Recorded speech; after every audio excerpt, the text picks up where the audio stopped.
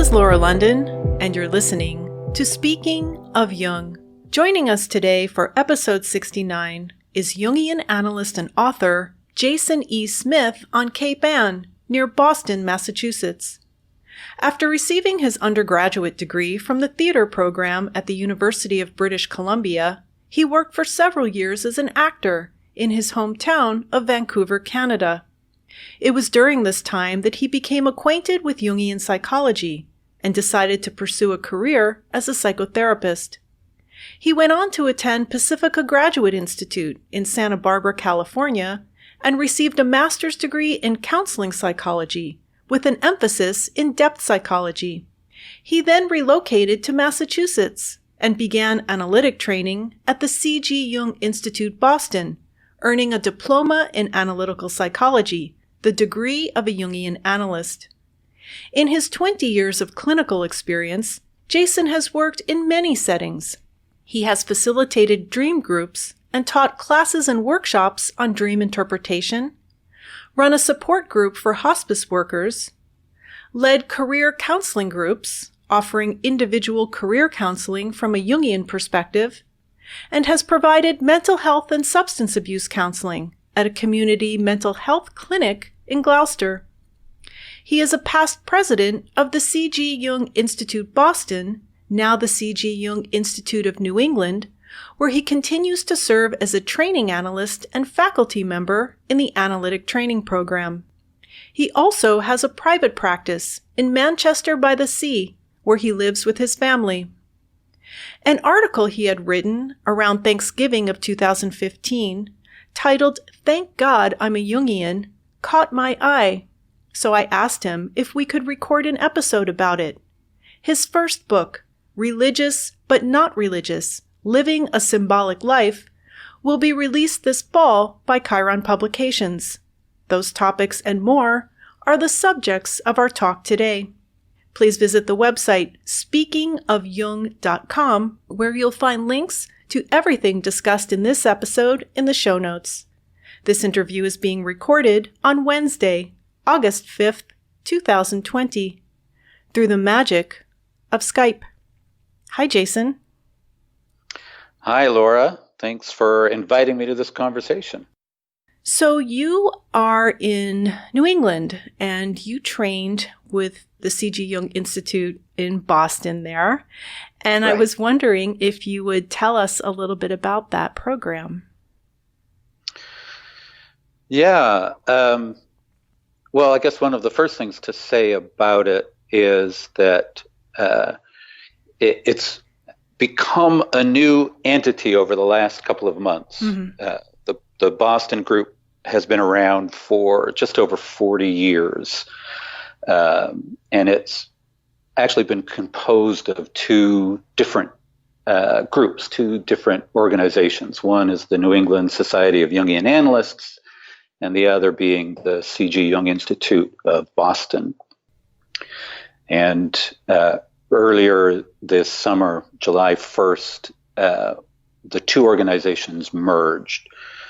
You have two organizations, and you have a lot of repeating of roles and responsibilities. So you have two presidents, two treasurers, two secretaries, and that sort of became unsustainable over time, and we've now kind of streamlined and become the one organization. So it's now the Jung Institute of New England. And it's an interesting and I think a unique program amongst the various institutes. We are one of very few institutes that, as well as accepting people with strong clinical backgrounds, we also accept people from other backgrounds, arts, and there are people who have been through, they've been lawyers and various professions. And I think what it does is it gives a nice depth and breadth to the program. Mm-hmm. Obviously, you have to do, it makes it harder in some ways. As you know, when you enter the program, you have to do your own clinical training on top of doing the analytic training. But it's a very rich program, and it's a program with a lot of history, started by a group of analysts that trained in Zurich, and has grown and developed. We had started by 4 analysts, and there are now over 80 analysts in the Boston group. Mm-hmm. So it's a very vital group. So not requiring previous clinical training by the candidates is kind of in keeping with the original Jungian tradition, isn't it? Where you could have a postgraduate degree in pretty much anything and be accepted into, say, the Jung Institute in Zurich. Well, that's right. I mean, it was an organization that was based on the Zurich model. That's how it was started. And that's the intention, is to have this very rich cross-fertilization of disciplines and backgrounds. Jung psychology draws on so many areas of life. It's not limited just to clinical knowledge, but it reaches into all of these domains and tries to bring a fullness to the understanding of human experience. Mm-hmm. So you trained you attended, I should say, Pacifica Graduate Institute in California, but then you decided to pursue your training as a Jungian analyst there in Boston. So how did that come about for you? Well, I had been working as an actor in the theater, and had become increasingly interested in psychology, and particularly Jung psychology. And I went to Pacifica, which was a wonderful experience, and a really excellent training, and a really excellent clinical training. And while I was there, I met my wife, my now wife, who was from the New England area. Mm-hmm. So, in Pacifica, you fly in from wherever you're living at the time, and so you're meeting people from all over the country. And so that brought me eventually to the East Coast, to Boston.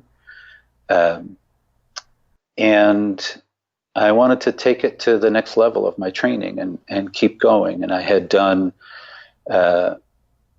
some work with an analyst, and then had decided that I wanted to do the analytic training. So I applied for the program and just kept going. Mm-hmm. And how many years were you training in Boston? So I trained for a total of about 10 years in Boston. It's a pretty extensive training. The minimum requirements in the program are something like 5 or 6 years. Mm-hmm. And you go through sort of 2 stages of training. The first stage being more of the theory and the sort of the academic background, and the second stage being a real clinical focus and focus on cases and analytic work. And you go at your own pace. And because it's a program that's not just an academic program, it's a program that's not just about the acquisition of knowledge, but it's really a program about becoming an analyst and being changed and transformed through the process. So you are your own project, so to speak, as you go through that. Mm-hmm. And it takes generally as long as it takes. And for me, it was about 10 years. I love what you just said, and it's a great reminder that it's not just about the acquisition of knowledge, it's about the experience. And I find it interesting, just to back up a little bit, you said that you were an actor, you worked as an actor, and you are now the third analyst that I know of that I've interviewed for this podcast that had a career as an actor. I had Margaret Clank on, right, and Mark Sabin in England. So all three of you began as actors and then became interested in Jungian psychology and are now Jungian analysts. I find that interesting. For me, it's a natural progression. If you're an actor, you're interested in what it means to be a human being. So it's a very natural unfolding. You want to understand what makes people tick, what makes various characters tick, why people do what they do. And that's the part that I got hooked on and just wanted to keep following. So this article that you wrote, you posted it in 2015 around Thanksgiving, really caught my eye because it centers around a quote attributed to Jung. And I believe it is something he really said because the source of the quote, which is, "Thank God I am Jung and not a Jungian," is in Barbara Hanna's book. Her book titled Jung, His Life and Work, a Biographical Memoir. It was originally published in 1976 and reprinted in 1991. It's available new and also in Kindle, and I'll provide a link to it in the show notes. But it was written by Barbara Hanna, who was a pupil, a friend, and a close associate of Jung's for more than 30 years. So she really knew him. Yeah. And she worked as a training analyst for a time at the C.G. Jung Institute in Zurich. And toward the end of her life, she lived with Marie-Louise von Franz in Bollingen at Jung's suggestion. And I actually visited their grave site in 2015 in Küsnacht there. They share a grave site, and there I have pictures of it on the website. So she mentions this, that Jung said this, and I'm going to stop talking now and let you tell us about that quote.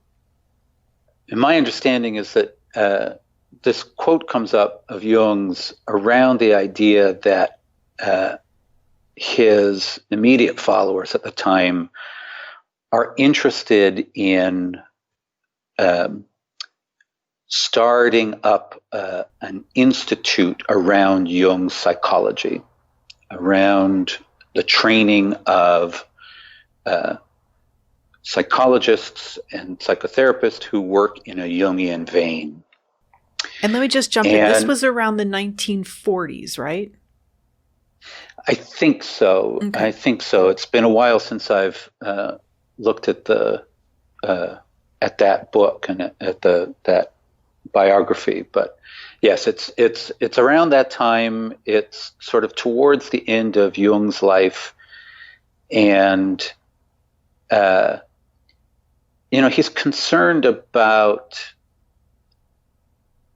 some kind of dogmatism creeping in, and so he makes this quote, which as a Jungian, it's a little awkward, right? Thank God I am Jung and not a Jungian.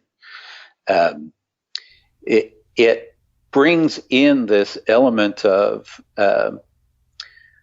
the awkwardness, and also, the potential for almost like an inferiority complex around being a Jungian, right? Right? Because Jung has this ambivalence about it.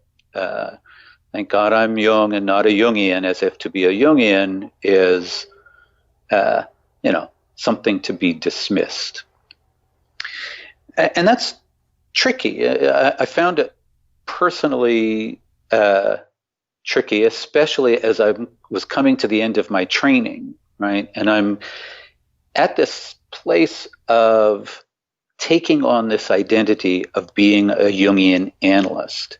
And when you do that, we were just talking about the training program in Boston, you do that, you don't do it because it's easy, and you don't do it for really for prestige or anything like that. You do it because you're called to do it. And so here I am, I have this calling. It's taken me into training for 10 years. You go into these very deep and difficult, sometimes dark, sometimes exhilarating places in yourself, and you're coming to the end of training, and then you have this thing hanging over you. I'm going to be a Jungian, but what about this quote? Thank God I'm Jung and not a Jungian. What do you do with this? And I really had to wrestle with that. And I understand where it comes out of. It comes out of this fear of dogmatism. We were just talking about how when you are doing this work, when you're doing analysis, when you're training to be an analyst, it's not an acquisition of knowledge. It's not an acquisition of a thing. It's an experience. Mm-hmm. It's a participation in something that's transformative. And I think that's central. In fact, I know it is central to Jung's thinking and to his work. It's not the thing, it's not the name, it's the experience that matters. And so he's really concerned about it becoming just this sort of thing that people either believe or don't believe, or they are attached to, or they disagree with.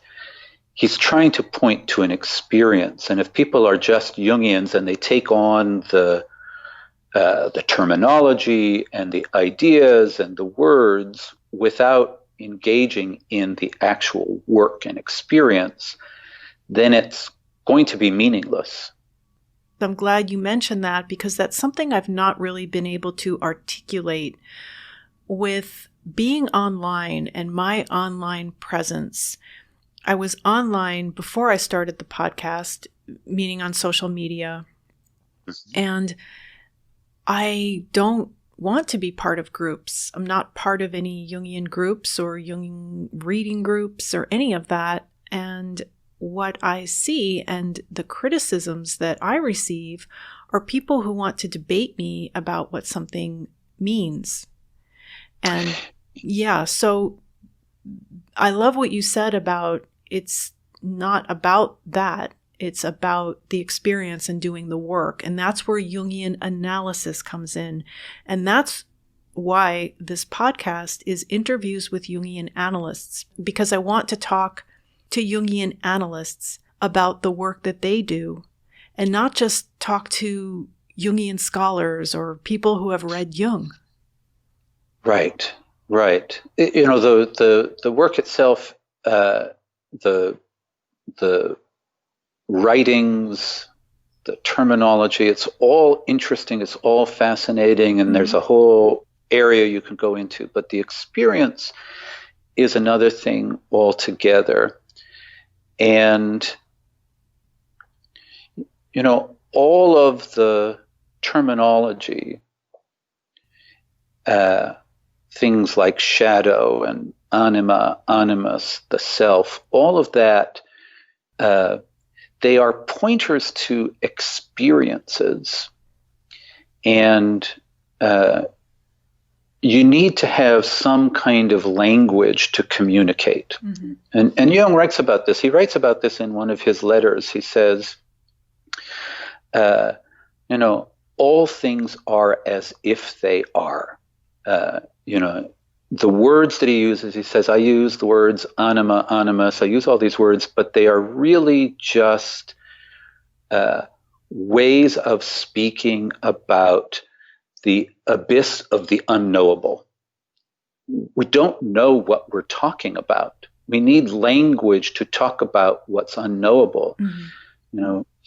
The core of Jung's work is that we're dealing with the psyche, but he says, the psyche is the densest darkness it is possible to imagine, we actually don't know what the psyche is, because the thing that we use to understand the psyche is the psyche. Yes. It's both object and subject. Mm-hmm.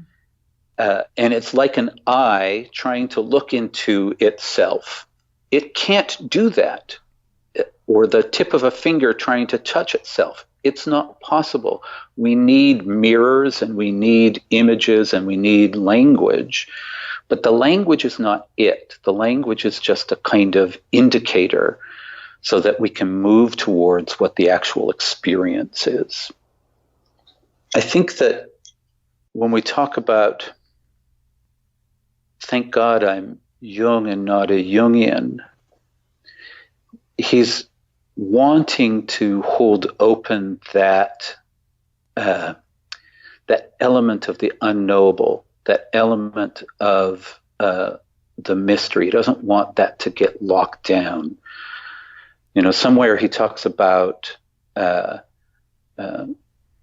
difference between the experience one has, say, of a dream and the interpretation of a dream. And he says, the experience of a dream is very different than having what he calls a tepid rehash set down on paper. Mm. The experience is to live it and to participate in it, to feel it, to encounter it, to be changed by it. And that's what he doesn't want to be lost in the creation of Jungian psychology. So, where people are critical of someone identifying as a Jungian, and they bring up that quote. It's a great quote that people like to sort of hit each other over the head with. Yeah. They're pointing to something that is worth being aware of. The possibility of being too rigid, being too orthodox, being too literal, being too fundamentalist. That fundamentalist tendency can creep into anything. Right. And as long as we know we're holding the work, we're holding the concepts lightly as symbols, as indicators, then we're in the right territory. Mm-hmm. We're not locked down. In the paragraph in Barbara Hanna's book, right after that quote, she said, "This attitude was no late acquisition. It was with him from the beginning of his practice. It was the individual patient that counted. Did the theory and the name stand up to that test or not?" So it's about the individual and not about what. So what is the challenge to that? Well, yeah. So that's important. Jung emphasizes the individual path. And he's wary of the collective, right? He's wary of the group. And part of the reason that he's wary of the group is that he's lived through 2 world wars, and he knows that groups can become destructive. That in the throes of a kind of mass psychology, the individual gets lost and these destructive tendencies can come up. So he's very wary of the groups. However, there's a danger in throwing or thrusting the group into the shadow, because we are social creatures. We are born into families. We are born into communities. We are born into cultures. We are not separate from our surroundings. And, Jung is also aware of this. He's aware of this. He writes about this often. It's just interesting in this particular statement, he emphasizes the individual and diminishes the group. But the truth is that he knows that you can't only be an individual. And he distinguishes between individuation and individualism. And the difference is that in individuation, there is a differentiation of the person, of the individual, but in relationship and in connection to the group. The person's not cut off from their particular group. Mm-hmm. And to be cut off from the group is dangerous. And if everybody's cut off from the group and it's only individuals, there's chaos. And so the group is important. And for me, as I was wrestling with this question, what I recognized was the danger that I had was in being almost too much of an individual, in trying to, it being too much of an individual, but also trying to emulate and even copy Jung, to be Jung, to do what he did, to try to have the kinds of visions that Jung did, to bring into existence some new way of seeing things, the way that Jung had. Mm-hmm. I think this is a temptation that many people experience. I've known a number of people who are deeply into Jung, and maybe they smoke a pipe the way Jung did. I mean, there are all of these ways that can creep in. So for me, the issue was not so much being a Jungian, but to be Jung. And so this is where I kind of turned the phrase around for myself, to say that thank God I'm a Jungian and not Jung. Because as a Jungian, I can benefit from the tradition. I can engage the tradition, and I can allow it to find a particular expression in my life. And so I have a tradition I can draw on, but I can also recognize the uniqueness that I am, and together those two become a particular expression. And to me, that was really helpful, to recognize that it wasn't about taking on an identity, but it was about kind of living forward a tradition and allowing it to continue to grow and develop and evolve, which is what it's always doing. Mm-hmm. I like the part in your article where you say there are some wounds, some pains, some sufferings that cannot be healed by medicine or technology. And I think that's where Jungian analysis comes in. Yeah, absolutely. And you talk about the importance of story. Story, image, and symbol are powerful things. Would you talk a little bit about story? Well, one of the ways that I think about that, story, we live in stories. Mm-hmm. We are storytelling beings. All of our particular points of view, our theories, our disciplines are, in a sense, just so many stories that we tell about the world. We tell psychological stories about the world. We tell stories through poetry. We tell stories through the sciences. We tell stories through religion. We are painting the world, the unknowable that Jung talks about, with a particular story, a way of trying to understand what it means to be here.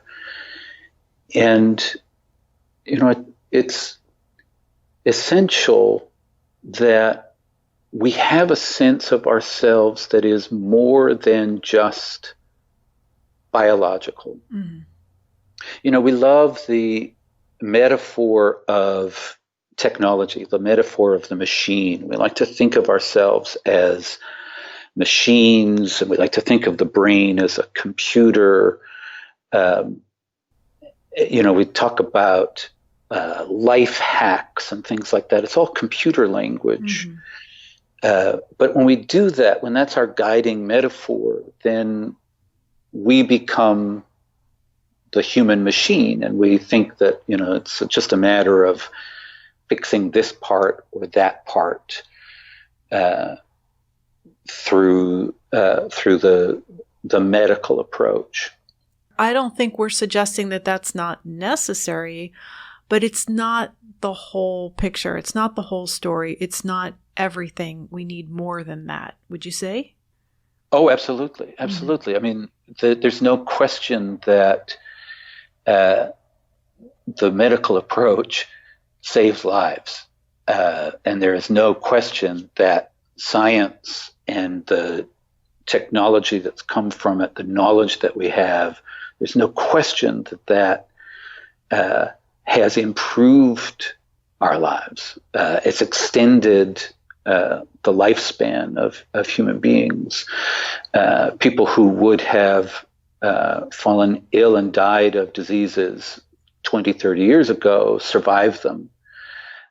So without question, it's vital. But the human being is more than that. The human being also needs meaning. Mm-hmm. They need to know not just that we're here, but why we're here. Why is there life? What is the value of being in life? What is the meaning of an individual existence? And this is where the element of story comes in, the element of being related to life, being related to the world, being related to our own existence. Jung talks about psychology, in one of his seminars. There's a group of his early students, and he's doing a seminar on visionary and psychological art, a piece called Aurelia. And one of the things, it's a very interesting sequence. He talks about the idea that people like to use psychology to get a name or a word for something, and then that's it. They've got it. And that's as far as they want to go. And he says this really interesting thing. He says, we have to always remember that psychology is only a stammering stopgap in order to be able to talk about life at all. And so what's important is not psychology or any of the stories that we have, medicine, science, religion. The stories are one thing, but what we're pointing to is the experience of life, and to have the experience of being alive. What allows us to feel fully alive in the world and in our life. And it's the story, it's the symbol, this word story maybe is better even thought of as symbol, because it's the idea that there is something that points to something else beyond that ultimately cannot be talked about. And that's the experience of being here. That's the experience of a meaningfulness to our existence. I want to go back a little bit to when we were talking about the individual and the group and how we don't individuate alone. We need others. We need mirrors. And I just want to make sure we wrap that up where for Jung, it was the individual that was important. And the group, though, you were saying is necessary too. So how do you reconcile those two? Well, it's interesting. The book that I wrote is called Religious but Not Religious. And what we're talking about here with the Jung's quote could almost be thought of as this idea of Jungian but not Jungian, right? Jungian in a sense as being part of a collective, but not Jungian as being too literal and too over-identified with the collective. But the truth is that none of us is a self-made individual, right? None of us gets to where we are without the experience and the wisdom and the knowledge and the help of other people. This is certainly true in training. When I went through training, I can't add up how many analysts were involved in my becoming an analyst. I had my own personal analysts. I had committees that I worked with, exam committees and evaluation committees. I had people who advised me on my papers and my thesis. I had people that I worked with advising me on my clinical work, casework.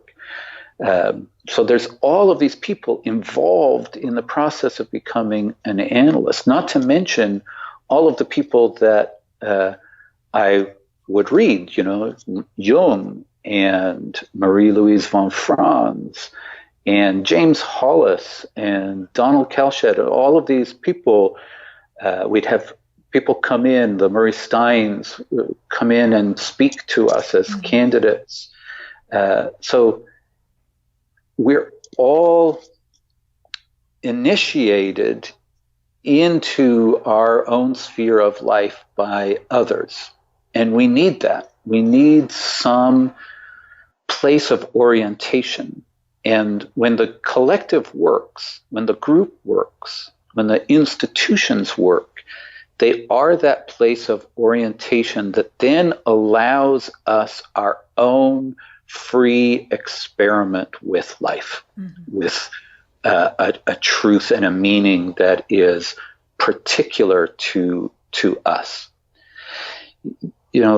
Ultimately, we're trying to understand this notion of psyche. We're trying to understand this something that's unknown.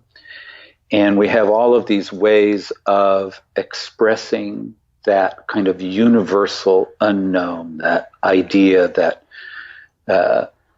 might be called the archetypal realm, or it might be called in religious thought the divine realm, that transcendent place. And what we're trying to do, we need some way of connecting with it. So all of our theories like Jungian psychology or Buddhism or Christianity or any of the sciences are ways of connecting with that, ways of painting that unknowable something with sort of the particular and individual colors of that tradition. But the essence of what we're trying to do are not those systems. They're just the means by which we try to connect to the essence. And so this is the really tricky piece around all of this, is we need those systems. We need the collectives. We need, I needed the Jungian tradition to help me connect to that essence that Jung is pointing to, the psychological reality, the transcendent, the unconscious, the archetypal.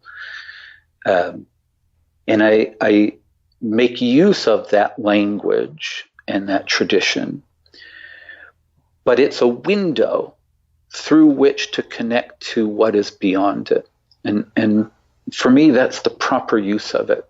We need it, but we can't get caught on it. When it becomes about proving Jungian psychology, we've missed the point.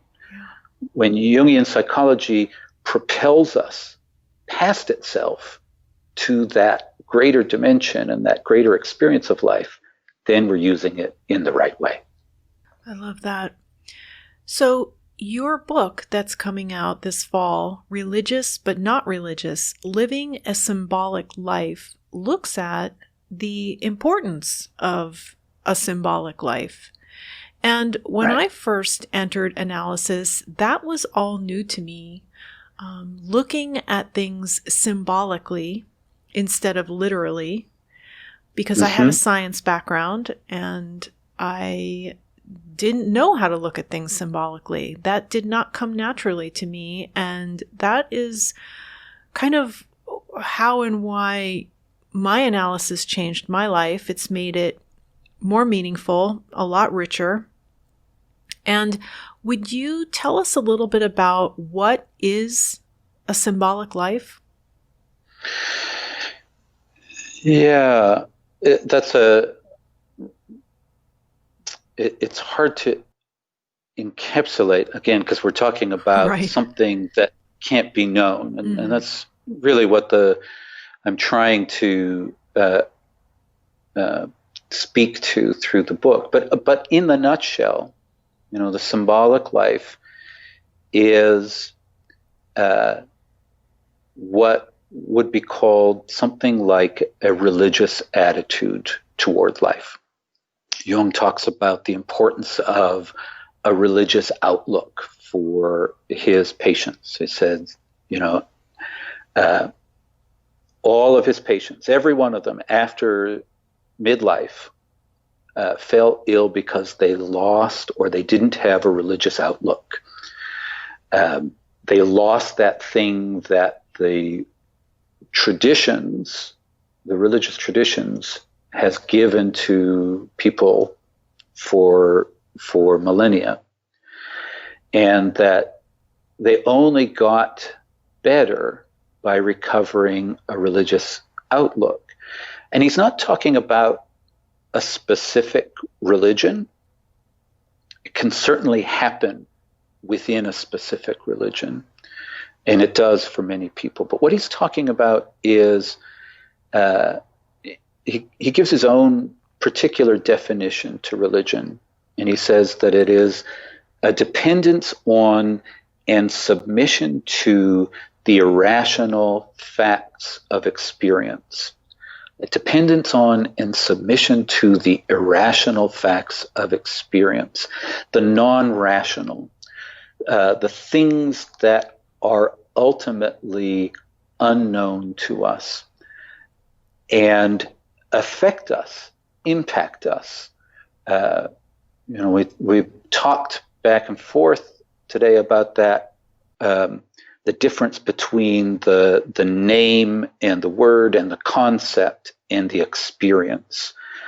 And the experience is powerful, and it comes to us in a number of ways, through dreams, through an engagement with imagination, but also just by being alive and the various vicissitudes of life. Things happen to us that are not in our plan.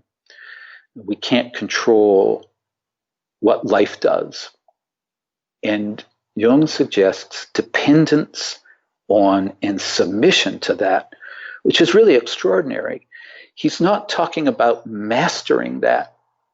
And in fact, he says you can't master it. It's stronger than us. The deep unconscious, the deep well of life is stronger than the ego. It's stronger than our plans and our desires and what we want. Life happens to us, and we need a way to meet it, and we need a way to submit to it without being broken and destroyed by it. And it's in the symbolic life. It's in the engagement with the symbolic dimension. A symbol is the best possible expression for something that can't be expressed in any other way. So it's an experience that's unnameable, that is full of mystery. And we need a relationship to it. And it's the symbol that allows us to have a relationship to that.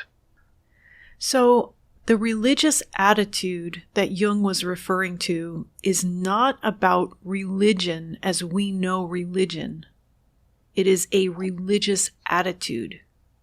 That's something that I want to emphasize here, because there's some listeners, I'm sure, that would be turned off by that statement, that a religious attitude is necessary, it's needed, it's what's lacking in the second half of life.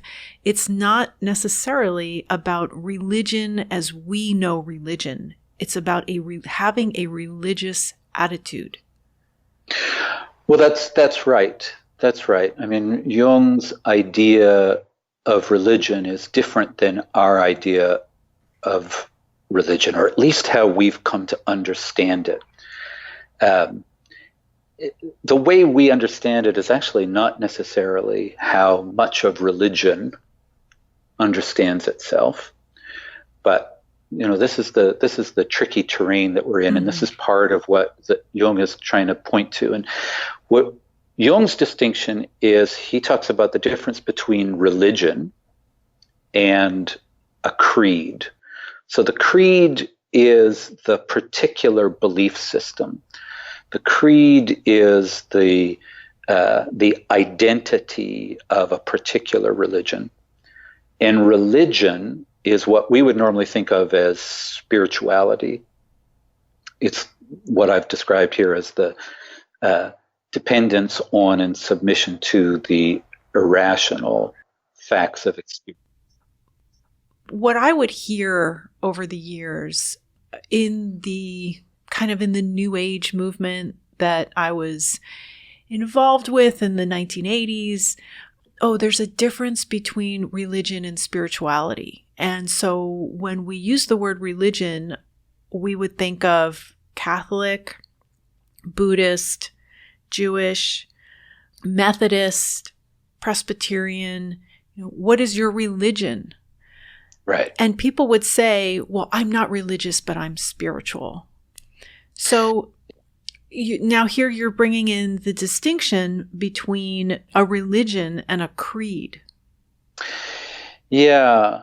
It's very tricky, and it's important to be sensitive in here. One of the problems with I'm not religious, I'm spiritual but not religious, which is why I call the book Religious but Not Religious. Mm-hmm. One of the problems with the spiritual but not religious is, for some, maybe not for all, it can become a way of kind of building a sort of do-it-yourself spirituality that doesn't have any structure or way of challenging the person. You know, if we're too loose with our spirituality, then we just take what we like and we get rid of the rest. And, you know, when Jung talks about submission and dependence on, you know, the transcendent and the numinous, he's talking about an investment of oneself in a center of value that lies outside of the ego personality, an investment in that center. But there has to be some kind of structure. And I think this is the place where, without necessarily kind of confessing a particular creed, we can make use of the religious traditions because they challenge us. And part of the reason to use the language of religion and religious for me is to make it a little bit more difficult, to make it not easy, to be in a struggle with it, to wrestle with it, to sit with the things that are difficult, which is what Jung's psychology is about. Yes. Which is why I think that having something like Jungian psychology, and not just like whatever I sort of want to follow. Jungians are very eclectic and they're open to many things, but when you have a commitment, then you're tested and you're tried, and it's only in that commitment where you come up against things in the other and in yourself that are too fixed or too rigid and need to be challenged. So those commitments, and you know, the religious commitment, there's a lot that is, you know, people have been wounded by religion, and so there are a lot of difficulties. But in a commitment, you are you're sort of held. Your feet are held to the fire a little bit, and you look at things that you might avoid otherwise. Mm-hmm. And any kind of discipline, whether it's Jungian psychology, whether it's a religious vocation, whether it's to be a musician or an athlete or a physicist, requires that kind of commitment. You need to focus on something. You need to stay with it. You need to struggle with it.